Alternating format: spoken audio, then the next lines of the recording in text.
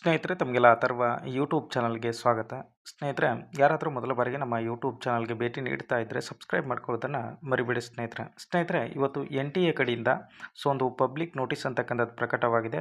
ದಿನಾಂಕ 17 ಡಿಸೆಂಬರ್ 2025ಕ್ಕೆ ಇಲ್ಲಿ ಏನು ಕೊಟ್ಟಿದ್ದಾರೆ ಅಂತಂದರೆ, subject wise schedule of UGC net 2025ರ ಒಂದು ಎಕ್ಸಾಮಿನೇಷನ್ಗೆ ಸಂಬಂಧಪಟ್ಟಂತೆ ಒಂದು ಶೆಡ್ಯೂಲನ್ನು ಇವತ್ತು ಪ್ರಕಟ ಮಾಡಿದ್ದಾರೆ. ನಿಮ್ಗೆ ಆಲ್ರೆಡಿ ಗೊತ್ತಿರುವಂತೆ 31ರಿಂದ ಜನವರಿ 7ನೇ ತಾರೀಕಿನವರೆಗೂ ಕೂಡ ಎಕ್ಸಾಮ್ ನಡೀತವೆ.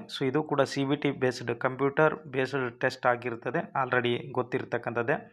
ಅದೇ ರೀತಿ ಸಿಟಿ ಇಂಟಿಮೇಷನನ್ನು ಬಿಫೋರ್ 10 ಡೇಸ್ ಬಿಡ್ತೀನಿ ಅಂತ ಹೇಳಿದ್ದಾರೆ. ಆಲ್ಮೋಸ್ಟ್ 20ನೇ ತಾರೀಕಿನವರೆಗೂ ಕೂಡ ನಿಮಗೆ ಸಿಟಿ ಇಂಟಿಮೇಷನ್ ಅಂತಕ್ಕಂಥದ್ದು ಪ್ರಕಟ ಆಗ್ತದೆ ಸ್ನೇಹಿತರೆ.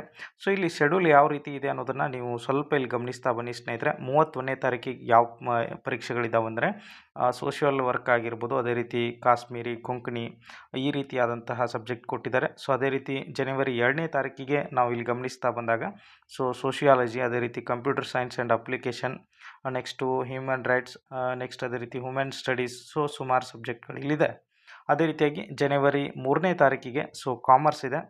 ಅದೇ ರೀತಿಯಾಗಿ ಜಿಯೋಗ್ರಫಿ, ಎಜುಕೇಷನ್, ನೆಕ್ಸ್ಟ್ ಅದೇ ರೀತಿಯಾಗಿ ಪೊಲಿಟಿಕಲ್ ಸೈನ್ಸ್, ಇಂಡಿಯನ್ ಕಲ್ಚರ್, ಈ ರೀತಿಯಾಗಿ ಜನವರಿ 3ನೇ ತಾರೀಕಿಗೆ ಇರ್ತಕ್ಕಂಥದ್ದು. ನೆಕ್ಸ್ಟ್ ಅದೇ ರೀತಿ ಜನವರಿ 5ನೇ ತಾರೀಕಿಗೆ ಇರ್ತಕ್ಕಂಥ ಸಬ್ಜೆಕ್ಟು ಮಾರ್ನಿಂಗ್ ಸೆಷನಲ್ಲಿ ಇಂಗ್ಲೀಷ್ ಇದೆ.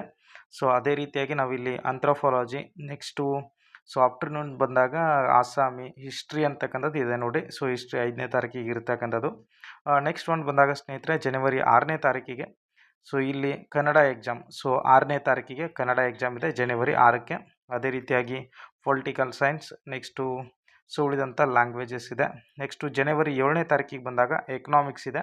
ಅದೇ ರೀತಿ ಎನ್ವೈರನ್ಮೆಂಟ್ ಸೈನ್ಸ್ ಅಂತಕ್ಕಂಥದ್ದು, management, home science, physical, public administration, ಅದೇ ರೀತಿ ಫಿಸಿಕಲ್ ಎಜುಕೇಷನ್.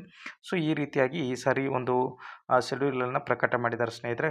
ಕನ್ನಡದ ಅಭ್ಯರ್ಥಿಗಳು ಗಮನಿಸ್ರಿ, ಜನವರಿ 6ನೇ ತಾರೀಕಿಗೆ ನಿಮ್ಮ ಪರೀಕ್ಷೆ ಇರ್ತಕ್ಕಂಥದ್ದು ಸ್ನೇಹಿತರೆ. ಓಕೆನಾ? ಎಲ್ರಿಗೂ ಕೂಡ ಧನ್ಯವಾದಗಳು ಸ್ನೇಹಿತರೆ.